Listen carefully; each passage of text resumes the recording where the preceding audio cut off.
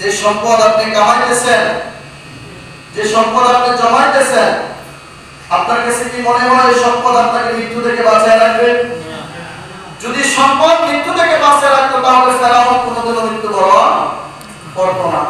যদি সম্পদ মৃত্যু থেকে বাঁচিয়ে রাখতো তাহলে হামান কারুন কোনোদিনও মৃত্যুবরণ করে না।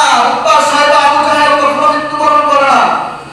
সকলকে, পৃথিবীর সবাইকে টাকা দিয়ে কিনা গেলেও আজরাইলকে কখনো টাকা দিয়ে কিনা যাবে না। সে আবার রাষ্ট্রপতি হোক, যদি বলে আজরাইল ভাই এই বাংলাদেশটা আপনার নামে লিখে দিলাম, আপনি আমার কি করেন, ছেড়ে দেন, আজরাইল কি বলবে জানেন?